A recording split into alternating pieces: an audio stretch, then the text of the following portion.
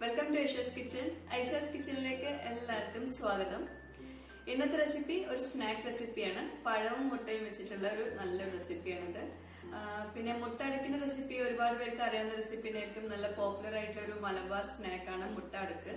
അപ്പോൾ അതിന് സാധാരണയായിട്ട് ഫില്ലിംഗ് വെക്കുന്നത് നമ്മൾ തേങ്ങയും പഞ്ചസാരയും മുട്ടയൊക്കെ കൂടി ചിക്കിയിട്ടുള്ള ഒരു ഫില്ലിംഗ് ആണ് വെക്കാറ്. ഞാനിപ്പോ കുറച്ചൊരു ചേഞ്ച് ആക്കാൻ വേണ്ടിയിട്ട് പഴം, നല്ല പഴുത്ത പഴം ചെറുതായിട്ട് നുറുക്കിയിട്ട് ഒരു ഫില്ലിംഗ് ആയിട്ട് വെച്ചിട്ടുണ്ട്. അപ്പൊ അതുകൊണ്ട് തന്നെ ടേസ്റ്റിലും അതുപോലെ കാണാനൊക്കെ ഇതൊരു വ്യത്യസ്തമായിട്ടുള്ളൊരു മുട്ട അടുക്കാണ്. അപ്പൊ ഞാൻ പഴം അടുക്കുന്നുള്ളൊരു പേരും കൊടുത്തിട്ടുണ്ട്. അപ്പോൾ സെയിം റെസിപ്പി തന്നെയാണ്. മുട്ട അടുക്കുന്ന റെസിപ്പി വേണമെങ്കിൽ നിങ്ങൾക്ക് വേണമെങ്കിൽ എന്റെ ബ്ലോഗിൽ ചെക്ക് ചെയ്യാൻ ഞാൻ ഒരുപാട് മുന്നേ ഷെയർ ചെയ്തിട്ടുണ്ടായിരുന്നു എന്റെ റെസിപ്പി. അപ്പൊ അതില് ഞാൻ പഴം വെച്ചിട്ട് ചെയ്തതേ ഉള്ളൂ. അപ്പോ എല്ലാരും ഈ സ്നാക്ക് ഒന്ന് തയ്യാറാക്കി നോക്കാം. പിന്നെ ദീപാവലിയായിട്ട് എനിക്ക് സ്വീറ്റ്സിന്റെ റെസിപ്പി ഒന്നും ഇടാൻ കഴിഞ്ഞില്ല. അപ്പോൾ ഞാൻ പണ്ട് ഷെയർ ചെയ്തിട്ടുള്ള സ്വീറ്റ്സ് റെസിപ്പി ഞാൻ വീണ്ടും ഷെയർ ചെയ്യാം. അപ്പോൾ നിങ്ങൾ എല്ലാവരും അതും കണ്ടു നോക്കാം. എന്നിട്ട് നിങ്ങളുടെ ഫീഡ്ബാക്സ് അറിയിക്കുക. പിന്നെ അതുപോലെ ഈ ഒരു സ്നാക്കില് അല്പം അണ്ടിപ്പരിപ്പ്, ബദാം എന്നൊക്കെ ചെറുതായിട്ടൊന്ന് നുറുക്കിയിട്ട് ചേർത്ത് കൊടുക്കാം. നല്ല ടേസ്റ്റ് ഉണ്ടാവും. പക്ഷെ ഞാനിപ്പോ ഇതിൽ ചേർത്തിട്ടില്ല. കാരണം വേറെ ഒന്നല്ല, ബസ്ബൂസിയുടെ റെസിപ്പി ഇട്ട സമയത്ത് കുറച്ച് പേര് കംപ്ലൈന്റ് പറഞ്ഞിട്ടുണ്ടായിരുന്നു. ഞാൻ ഒരുപാട് നട്ട്സ് യൂസ് ചെയ്യുന്നുണ്ട് ഓരോ റെസിപ്പീസിലൊന്ന്.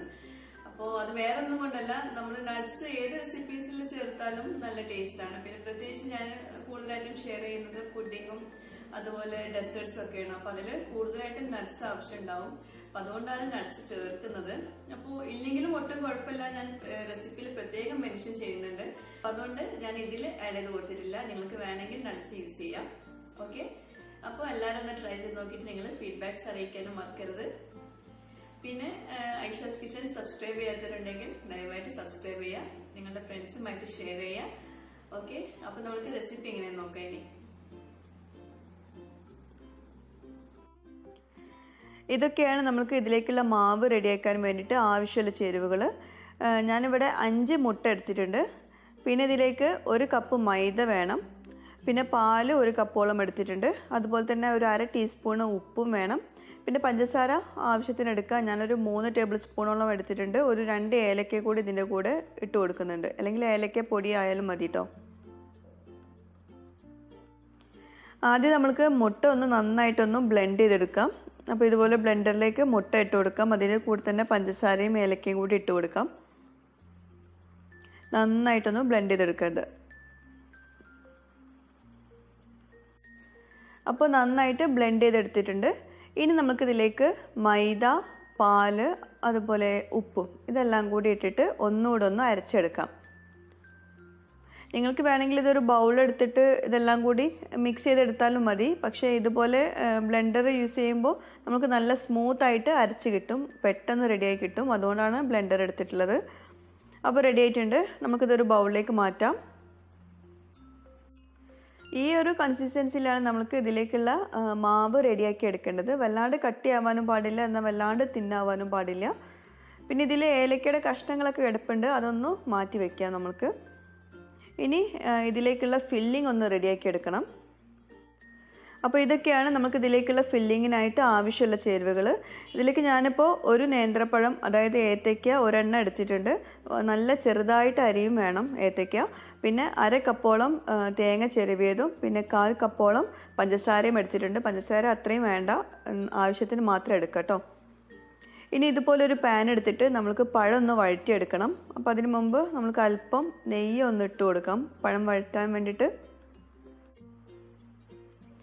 ഇനി ഇതിലേക്ക് പഴം ചെറുതായിട്ട് അരിഞ്ഞത് ചേർത്ത് കൊടുത്തിട്ട് നന്നായിട്ടൊന്ന്, അത്യാവശ്യം നന്നായിട്ട് തന്നെ വഴറ്റിയെടുക്കുക. വല്ലാണ്ട് ഗോൾഡൻ കളർ ഒന്നും ആവേണ്ട ആവശ്യമില്ല, ഒന്ന് ചെറുതായിട്ടൊന്ന് സോഫ്റ്റായി വന്നാൽ മതി. വേണമെങ്കിൽ അല്പം പഞ്ചസാര ചേർത്ത് കൊടുക്കാം. നമ്മളിപ്പോൾ നേരത്തെ 1/4 കപ്പ് എടുത്തല്ലോ, അതിൽ നിന്ന് കുറച്ച് പഞ്ചസാര ഇതിലേക്ക് ചേർത്ത് കൊടുക്കാം.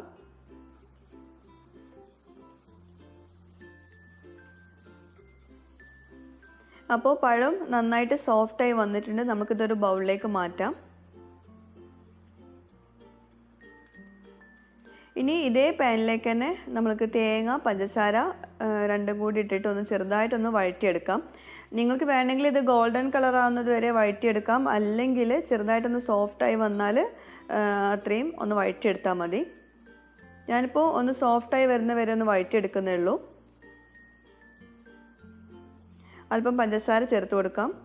പിന്നെ ഞാൻ അധികം പഞ്ചസാര ഒന്നും ചേർക്കുന്നില്ല കേട്ടോ. ഒരുപാട് മധുരത്തിൽ നമുക്ക് സ്നാക്ക് കഴിക്കുമ്പോൾ പെട്ടെന്ന് മടുപ്പ് വരും. അപ്പോൾ അതുകൊണ്ട് അധികം പഞ്ചസാര വേണ്ട, ആവശ്യത്തിന് മാത്രം ഇട്ട് കൊടുക്കാം.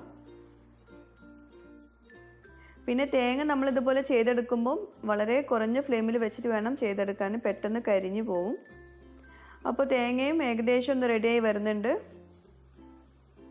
പഞ്ചസാര ഒന്ന് നന്നായിട്ട് മെൽട്ടായി വരുന്ന വരെ ഒന്ന് നമ്മളിതുപോലെ ഒന്ന് റോസ്റ്റ് ചെയ്തെടുത്താൽ മതി. അപ്പോൾ നന്നായിട്ട് മെൽട്ടായിട്ടുണ്ട്. ഇനി നമുക്കിതിലേക്ക് നമ്മൾ നേരത്തെ റെഡിയാക്കി വെച്ചിട്ടുള്ള പഴം വഴറ്റിയെടുത്തത് ഇതിലേക്ക് ഇട്ട് കൊടുക്കാം. രണ്ടും കൂടെ നന്നായിട്ടൊന്ന് കമ്പൈൻ ചെയ്ത് കൊടുക്കാം. അപ്പോൾ ഇതാണ് നമുക്ക് ഈ മുട്ട അടുക്കിലേക്കുള്ള ഫില്ലിങ് കൊടുക്കുന്നത്. പിന്നെ നിങ്ങൾക്ക് വേണമെങ്കിൽ നട്ട്സ് യൂസ് ചെയ്യാം ഇതിലേക്ക്. ഞാനിപ്പോൾ ഇതിലേക്ക് ചേർക്കുന്നില്ല. അതുപോലെ പിസ്ത സ്ലൈസസോ അല്ലെങ്കിൽ ബദാമോ അണ്ടിപ്പരിപ്പോ ചെറുതായിട്ട് നുറുക്കിയിട്ട് ചേർത്ത് കൊടുക്കാം, അല്ലെങ്കിൽ ഉണക്കമുന്തിരി ചേർക്കാം. ഇതൊക്കെ ഉണ്ടാകുമ്പോൾ നല്ല ടേസ്റ്റാണ്. അപ്പോൾ നമ്മളുടെ ഇതിലേക്കുള്ള ഫില്ലിങ് റെഡി ആയിട്ടുണ്ട്. നമുക്കിതൊരു ബൗളിലേക്ക് മാറ്റാം. അപ്പോൾ ഇതവിടെ ഇരിക്കട്ടെ. നമുക്കിനി ദോശ റെഡിയാക്കി എടുക്കാം. ഇതുപോലെ 1 ടീസ്പൂൺ നെയ്യ് എടുത്തിട്ട് ഒരു ബൗളിലേക്ക് നമുക്ക് മാറ്റി വയ്ക്കാം. ഇതെന്തിനാന്ന് വെച്ചിട്ടുണ്ടെങ്കിൽ നമ്മൾ ഓരോ തവണയും ദോശ ബാറ്റർ ഒഴിക്കുന്ന സമയത്ത് നെയ്യൊന്ന് തടവി കൊടുക്കാനുണ്ട് പാനിൽ. അപ്പോൾ ആദ്യം നമുക്ക് ചൂടായ പാനിലൊന്ന് എല്ലാ വശത്തൊന്ന് നെയ്യ് തടവി കൊടുക്കണം. എന്നിട്ട് നമുക്ക് ഈ ദോശമാവ് ഓരോ തവിയായിട്ട് ഒഴിച്ചു കൊടുക്കാം. ഈ പാന് നന്നായിട്ട് ചൂടായ ശേഷം ഒന്ന് ചെറിയ ഫ്ലെയിമിൽ വെക്കുക. എന്നിട്ട് മാവ് ഒഴിച്ചു കൊടുക്കാം. മാവ് ഒഴിച്ച ഉടനെ തന്നെ ഇതുപോലെ ഒന്ന് ചുറ്റിച്ച് കൊടുക്കണം. നമ്മളിപ്പോൾ ഇരുമ്പിൻ്റെ ദോശച്ചട്ടിയാണ് യൂസ് ചെയ്യുന്നതെങ്കിൽ ഇതുപോലെ ചുറ്റിച്ച് കൊടുക്കാൻ പറ്റില്ല. അപ്പോൾ അതുകൊണ്ട് നല്ല ഹൈറ്റിൽ നിന്ന് നമ്മൾ ഒഴിച്ചു കൊടുക്കാം. ഇനി അത് ഡ്രൈ ആവുന്നതിന് മുമ്പ് തന്നെ നമ്മൾ ഇതിലേക്ക് ഫില്ലിങ് വെച്ച് കൊടുക്കണം. അതിൻ്റെ ഒരു വശത്ത് മാത്രം ഫില്ലിങ് വെച്ച് കൊടുക്കാം, മൊത്തത്തിൽ വെച്ച് കൊടുക്കണ്ട. എന്നിട്ട് ഇതുപോലെ അതിൻ്റെ പകുതിയായിട്ട് മടക്കിയെടുക്കുക. ഇതുപോലെ മടക്കിയ ഉടനെ തന്നെ നമ്മൾ അതിൻ്റെ സൈഡൊക്കെ നന്നായിട്ട് പ്രസ് ചെയ്ത് കൊടുക്കണം. എന്നാലേ അതവിടെ സ്റ്റിക്കായി കിടക്കുകയുള്ളൂ. അല്ലെങ്കിൽ അഥവാ നിങ്ങൾ വിട്ടു പോവുകയാണെങ്കിൽ അതിൻ്റെ സൈഡിൽ അല്പം മാവ് ഒഴിച്ചു കൊടുത്താൽ മതി, പെട്ടെന്ന് സ്റ്റിക്കായിക്കോളും. ഇപ്പോൾ ഫ്രൈങ് പാനിൻ്റെ ഒരു വശം മാത്രമേ ഫ്രീ ആയി കിടപ്പുള്ളൂ. അപ്പോൾ ആ ഒരു വശത്തേക്ക് മാത്രമാണ് നമ്മൾ നെയ്യ് കൊണ്ടൊന്ന് ഗ്രീസ് ചെയ്ത് കൊടുത്ത ശേഷം മാവ് ഒഴിച്ചു കൊടുക്കേണ്ടത്. ഒഴിച്ചു കൊടുക്കുമ്പോൾ നേരത്തെ റെഡിയാക്കി വെച്ചിട്ടുള്ള ദോശയുടെ സൈഡിലൂടെ വേണം ഒഴിച്ചു കൊടുക്കാൻ. എന്നാലേ ഇതുപോലെ ഈ ദോശ അതിലേക്ക് ഒട്ടിപ്പിടിക്കുകയുള്ളൂ. പിന്നെ നമ്മൾ നേരത്തെ ചെയ്ത പോലെ തന്നെ ചെറുതായിട്ടൊന്ന് ചുറ്റിച്ചു കൊടുക്കുക, വല്ലാണ്ട് ചുറ്റിക്കേണ്ട. അതുപോലെ തന്നെ ഇത് ഡ്രൈ ആവുന്നതിന് മുമ്പ് തന്നെ ആ ഭാഗത്തേക്ക് ഫില്ലിങ് ഇട്ട് കൊടുക്കണം. ഈ ഒരു ഭാഗത്തേക്ക് മാത്രം ഫില്ലിങ് ഇട്ട് കൊടുക്കുക. ഇനിയാണ് നമ്മൾ ശ്രദ്ധിക്കേണ്ട വേറൊരു കാര്യം. ഇവിടെ ഫില്ലിംഗ് ഇട്ട് കൊടുത്ത ശേഷം നമ്മൾ ഇനി ഇത് മടക്കിയെടുക്കേണ്ടത് നമ്മൾ ലെഫ്റ്റ് സൈഡിൽ നിന്ന് റൈറ്റ് സൈഡിലേക്കാണ് മടക്കിയെടുക്കേണ്ടത്. പിന്നെ ഒരുപാട് നേരമൊന്നും അത് ഫ്രൈ ആവാൻ നിൽക്കണ്ട, അതായത് ദോശ റെഡി ആവാൻ വേണ്ടി നിൽക്കേണ്ട. കാരണം നമ്മൾ ഈ ഒരു വശത്തേക്കാണ് ഫ്ലിപ്പ് ചെയ്ത് കൊടുക്കുന്നത്. അപ്പോൾ അതുകൊണ്ട് ആ വശം നന്നായിട്ട് കുക്കാവാനുള്ള സമയമുണ്ട്. അപ്പോൾ നമ്മളിതുപോലെ ഫില്ലിങ് ഇട്ട് കൊടുത്ത ഉടനെ തന്നെ ഇതുപോലെ ഫ്ലിപ്പ് ചെയ്ത് കൊടുക്കുക. എന്നിട്ട് സൈഡൊക്കെ നന്നായിട്ട് പ്രസ് ചെയ്ത് കൊടുക്കും വേണം, എന്നാലേ സൈഡ് ഒട്ടിപ്പിടിക്കുകയുള്ളൂ. അല്ലെങ്കിൽ ഞാൻ നേരത്തെ പറഞ്ഞ പോലെ തന്നെ മാവ് അല്പം ഇതുപോലെ ഒഴിച്ചു കൊടുക്കുക, എന്നാൽ പെട്ടെന്ന് സൈഡൊക്കെ ഒട്ടിപ്പിടിച്ചോളൂ. ഇപ്പോൾ ഫ്രൈങ് പാനിൻ്റെ ലെഫ്റ്റ് സൈഡാണ് ഫ്രീ ആയി കിടപ്പുള്ളത്. അപ്പോൾ നമ്മൾ ലെഫ്റ്റ് സൈഡിൽ നന്നായിട്ടൊന്ന് ഗ്രീസ് ചെയ്ത് കൊടുത്ത ശേഷം ആ സൈഡിലോട്ട് വേണം മാവ് ഒഴിച്ചു കൊടുക്കാൻ. നേരത്തെ ചെയ്ത പോലെ തന്നെ മാവ് ഒഴിച്ചു കൊടുക്കുമ്പോൾ നേരത്തെ ചുട്ടെടുത്തുള്ള മാവിൻ്റെ സൈഡിലൂടെ വേണം ഒഴിച്ചെടുക്കാൻ. ഇനി നമ്മൾക്കിത് ഡ്രൈ ആവുന്നതിന് മുമ്പ് തന്നെ ഫില്ലിംഗ് ഇട്ട് കൊടുക്കാം. പിന്നെ എപ്പോഴും നമ്മൾക്ക് മിസ്റ്റേക്ക് പറ്റുന്ന ഒരു സംഭവം എന്താണെന്ന് വെച്ചിട്ടുണ്ടെങ്കിൽ നമ്മൾ ഈ ഇപ്പോൾ ചുട്ടെടുത്തുള്ള ദോശയായിരിക്കും നമ്മൾ തിരിച്ചിട്ട് കൊടുക്കുന്നത്. അങ്ങനെയല്ല, കട്ടിയുള്ള ഭാഗം വേണം നമ്മൾ മറിച്ച് ഇടാൻ വേണ്ടിയിട്ട്. ഇപ്പോൾ ഇതുപോലെ ഈ കട്ടിയുള്ള ഭാഗം നമ്മൾ മറിച്ചിട്ട് കൊടുക്കണം. അപ്പോൾ നമ്മളിപ്പോൾ തയ്യാറാക്കിയിട്ടുള്ള ദോശ അവിടെ ഇരുന്നിട്ട് ഒന്നുകൂടെ നന്നായിട്ട് കുക്കായിക്കോളും. അപ്പോൾ ആ സമയത്ത് നമുക്ക് ഈ സൈഡിൽ ദോശ തയ്യാറാക്കിയെടുക്കാം.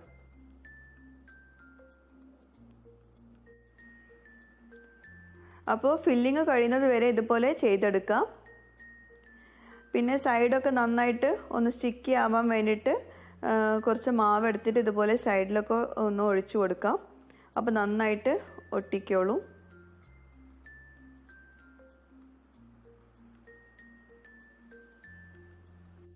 പിന്നെ ഞാനിപ്പോൾ ഇവിടെ ഫില്ലിങ് അല്പം കുറച്ച് മാത്രമേ ഉള്ളായിരുന്നുള്ളൂ. പക്ഷേ ഇതിലേക്കുള്ള ബാറ്റർ കുറച്ച് അധികം ഉണ്ടായിരുന്നു. 2 മുട്ട അടുക്കിലേക്കുള്ള ബാറ്റർ ഉണ്ടായിരുന്നു.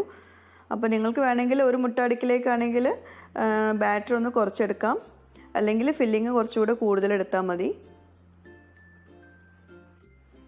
പിന്നെ ഒരുപാട് അടുക്കുകൾ വെച്ചിട്ടുണ്ടെങ്കിൽ നമുക്കിതുപോലെ ഫ്ലിപ്പ് ചെയ്ത് കൊടുക്കാൻ ഒരുപാട് ബുദ്ധിമുട്ടാവും. കട്ടി കൂടുന്തോറും ഫ്ലിപ്പ് ചെയ്ത് കൊടുക്കാൻ ബുദ്ധിമുട്ടാവും. പിന്നെ ലാസ്റ്റ് വരുമ്പോൾ ഇതുപോലെ നെയ്യൊന്ന് 2 സൈഡിലും ഒന്ന് ഇതുപോലെ ഒന്ന് സ്പ്രെഡ് ചെയ്ത് കൊടുത്തിട്ട് ഒന്ന് ചെറുതായിട്ടൊന്ന് ഗോൾഡൻ കളർ ആക്കി വെക്കുക. നമ്മളുടെ ഈ മുട്ടടുക്കിൻ്റെ മുകൾ ഭാഗം എന്ന് നല്ല ഭംഗി ഉണ്ടാവും കാണാൻ, അത്രയേ ഉള്ളൂ, കുഴപ്പമൊന്നുമില്ല. വല്ലാണ്ട് ഡാർക്ക് ആക്കണ്ട, അങ്ങനെ വരുമ്പോൾ കട്ടിയായി പോവും. അപ്പോൾ ഇതുപോലെ 2 വശവും ഒന്ന് ഗ്രീസ് ചെയ്ത് കൊടുക്കാം നെയ്യ് കൊണ്ട്. അപ്പോൾ നമ്മളുടെ മുട്ട അടുക്ക് റെഡി ആയിട്ടുണ്ട്, പഴം കൊണ്ടുള്ള മുട്ട അടുക്ക്. പിന്നെ ഇതിൻ്റെ തന്നെ ഞാൻ ചെമ്മീൻ കൊണ്ട് ഇതുപോലെ അടുക്ക് റെഡിയാക്കിയിട്ടുണ്ടായിരുന്നു. എൻ്റെ ബ്ലോഗിലുണ്ട് അതിൻ്റെ റെസിപ്പി. ഇതേപോലെ തന്നെയാണ്, ചെമ്മീൻ സ്പൈസി ആയിട്ടുള്ള റെസിപ്പിയാണെന്നേ ഉള്ളൂ. അപ്പോൾ ഇതുപോലെ തന്നെ ചെയ്തെടുത്താൽ മതി. അപ്പോൾ നമുക്ക് ഇതൊരു വേറൊരു പ്ലേറ്റിലേക്ക് മാറ്റാം ഇനി. പിന്നെ ചൂടാറിയ ശേഷമാണ് ഇത് കട്ട് ചെയ്യേണ്ടത്. ഞാനിപ്പോൾ ചൂടോട് കൂടിയിട്ടാണ് കട്ട് ചെയ്യുന്നത്. നമുക്കിത് ഫോട്ടോ എടുക്കാനും വേണ്ടിയിട്ട് ചൂടോട് കൂടിയിട്ടാണ് ഞാൻ കട്ട് ചെയ്യാൻ പോകുന്നത്. നല്ല ചൂടുണ്ട്. ചൂടാറിയിട്ട് കട്ട് ചെയ്യുകയാണെങ്കിൽ നമുക്ക് നല്ല പെട്ടെന്ന് കട്ട് ചെയ്ത് കിട്ടും.